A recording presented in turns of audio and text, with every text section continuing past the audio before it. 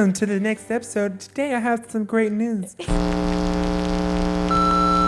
Alrighty, folks. Welcome to the State Fair of Texas. We are coming to you live from First Baptist Church of Richardson, where I am here with my good friend, Brenna Street.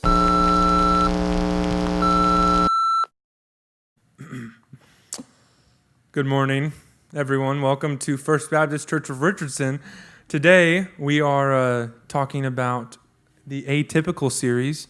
We're in week 3, and I am here today with my good friend, my homie, Brenna Street. You got it right. I did get it right, didn't I? It's kind of complicated. Anyway, last week we talked about Abraham and Lot and how the power of prayer helps things. And this week we will be talking about Jacob and Esau. And we will talk about that later in our discussion. So, Brenna, how are you doing today? I'm doing great. How are you doing, Carter? Pretty hot right now. Yeah, we're sweating. It's really hot in this room. It's very warm. Very warm. I have a question to ask you. Okay. What is the most said word or phrase in your home? Oof. We say a lot of things in our house. There are a lot of words. Between me, my mom, and Abby, it's like a fight for words. But I would think the most said phrase that we say in our house is probably got to be like, shut up and work hard. We say that because, you don't see all the hard workers talking and running their mouth. Instead, they're shut up and they work hard. What's the most common word or phrase said in your household? That is a good question. I don't think I know. I think my family, we like to annoy each other like on purpose. It's like a skill that we have. So if we just go up to each other and ask each other what we're doing when we're like literally all in the same room watching TV. And that's kind of what happens on a daily basis. It's like a thing. Yeah. Yeah. Makes sense. I had an argument one time about TV with my sister. Which brings me to our next one. Okay. What is something teenagers and adults fight about, a.k.a. your parents? So something that my parents and I fight about has always kind of been like sports. Like me and my dad always are arguing about like who's going to start this and who's going to play this and what this is going to look like. We're always kind of arguing and bickering back and forth between each other because we think we know what is the best choice and stuff like that. When really it doesn't matter. We're not even the coach of the team. Like my dad will argue about like what trade's about to happen. And I'll be like, oh, well, this is going to happen. And he's like, no, that's wrong. You're an idiot. Why would that happen? And so stuff like that. That's like the little small things that we argue about. Sometimes my dad and I argue about my driving. He thinks I drive too recklessly. I don't, by the way. I'm a safe driver. I'm very safe. You say so. Stay safe, kids. It's dangerous on those roads out there. Have you thought about something between your parents that you fight about? Okay. I think this is going to sound weird, but as a family, we argue about who's going to reload and unload the dishwasher. Is this an occurrence in your family? Yes. I think the reason for this of like loading it is because sometimes specific people leave a lot of food on their plate and then you accidentally touch it or like it's on the spoon and no one likes that. Okay, one. If you want to avoid this, here's my advice. Just clean off your silverware on your plate or just finish your food for once, Hey, you can know there is nothing left on my plate. No more bickering. Okay, last question. A movie you would never watch with your parents, or parents, if there is a movie that you watched when you were a teenager and you were like, oh, let's watch it, and then you realized it wasn't really a good idea. Ooh. Please share. Oh, for me. In the comments too, please share. Yeah, y'all share in the comments. So feel free. Any of these questions that we answer up here, you can answer them as well in the chat. We want to see all them answers flowing in. Okay, movie. So a movie that I would not watch with my parents. Oof. I mean, to go basic, I probably wouldn't watch like the movie Step Brothers and stuff, like that type of comedy, any type of movie like that.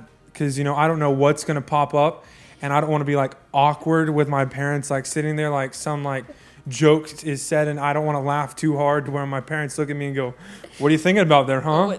And they kind of like dissect my every move.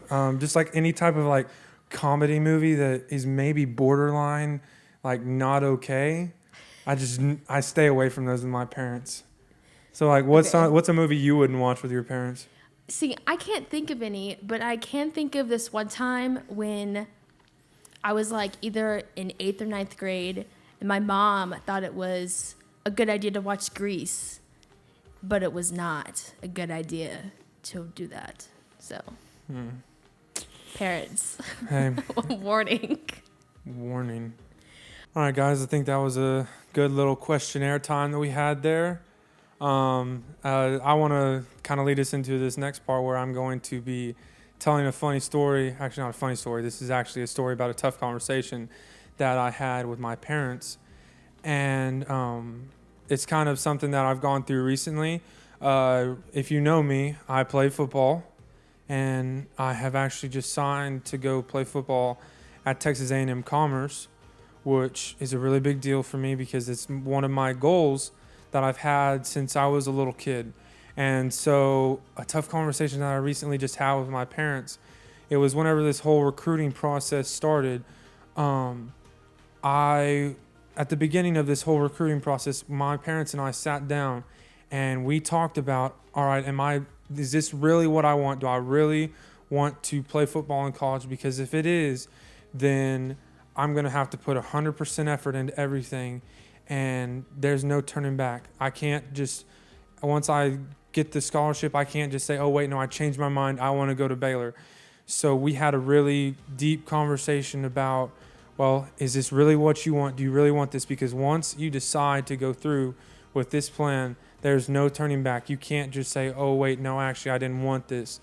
And that's kind of a tough conversation that I've had because I really had to think, okay, is this really what I want? Because at the time, I wasn't getting any feedback from many schools like, oh, hey, we really think you'll be a good fit for us. So I was really having to decide, do I really want to go through with this? Because if I go through with this and it doesn't happen, there's no, I can't go to Baylor and do that. I would then be going to Tarleton and try and walk on at there to play football. But luckily, because of that tough conversation, I now have a scholarship to play football at A&M Commerce, which is really awesome. So because of a tough conversation, I had a great outcome. Like we've been saying for the past couple of weeks, every family is an atypical family because no family is perfect. And because no family is perfect, every family occasionally has a tough conversation. Maybe those tough conversations happen because of a difference in opinion, an unwise choice someone made, hurt feelings, or a misunderstanding that needs to be addressed. Typical families either avoid having these conversations or have them, but they don't go very well. Atypical families, on the other hand, approach their tough family conflicts and conversations differently. For the last couple of weeks, we've been saying how your atypical family can be used by God to do amazing atypical things in the world. But how? Last week, we talked about how atypical families pray for each other when there is conflict. Today, we'll discover a second atypical thing families do. Last week, we talked about Abraham and Lot and how their families disagreed and they were bickering between each other, so they decided to go separate ways. Well, this week, we'll be talking about an extra special family that did a lot of deceiving and arguing between each other, which this week we'll be talking about the family of Isaac and Rebekah and their two sons, Jacob and Esau. But Jacob and Esau's story isn't the story of brotherly love.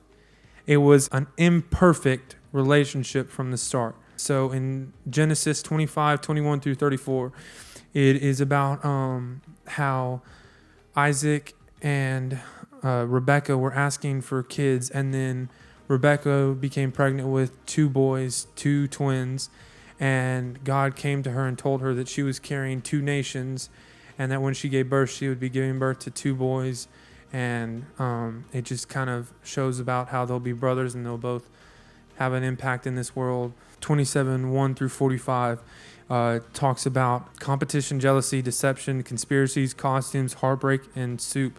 There's a lot going on here, but here's the bottom line. With his mom's help, Jacob tricked his brother Esau into giving up something of great value. With his mom's help, Jacob tricked his dying father into giving him a gift that was never intended for him. Instead of owning up to his bad behavior and making things right, Jacob ran away, again with his mom's help. Can you imagine a family member doing such harsh things to you, and then instead of owning up to it, they just leave? They just up and say, no, you're not worth it anymore. I'm not going to talk to you anymore. I've totally taken things that don't belong to me, and I've just left. And I haven't given you a reason why, which that just leaves a lot of pain and deception and hurting in their family. And that brings me to Genesis 32:3-20, which this is again a continuation of Jacob and Esau's story, but that's not the end of Jacob and Esau's story. Years later, Jacob is married and has children of his own, but he hasn't spoken to Esau since he ran away years and years ago. And now he is on his way to Esau's city, knowing Esau has every reason to hate him and even go as far as kill him. Jacob sends messengers to Esau with plenty of gifts, hoping to show Esau that he is sorry.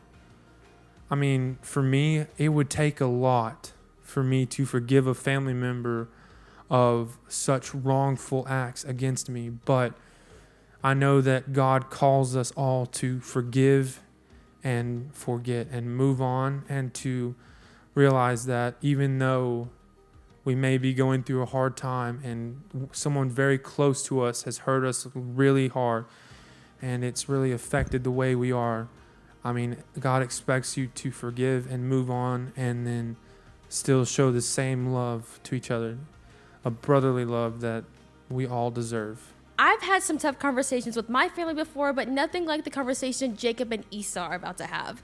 Jacob knows he needs to make things right with his brother Esau, but who knows what Esau could be thinking. I'm going to read you Genesis 33:4-12. But Esau ran to meet Jacob and embraced him. He threw his arms around his neck and kissed him, and they wept. Then Esau looked up and saw the woman and children. "Who are these with you?" he asked. Jacob answered, "They are the children God has graciously given your servant." Then the female servants and their children approached and bowed down.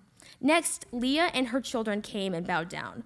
Last of all came Joseph and Rachel, and they bowed too. Esau asked, "What's the meaning of these flocks and herds I meet?" "To find favor in your eyes, my lord," he said. But Esau said, "I already have plenty, my brother. Keep what you have for yourself." "No, please," Jacob said. "If I have found favor in your eyes, accept this gift from me. For to see your face is like seeing the face of God. Now that you have received me favorably, please accept the present that was brought to you, for God has been gracious to me, and I have all I need."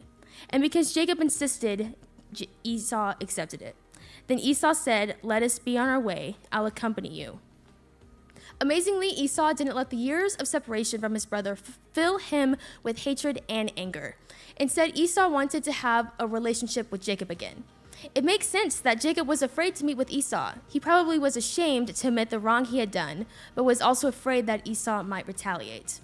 But against all the odds, Esau didn't show up to kill Jacob. He showed up with open arms, ready to have a conversation.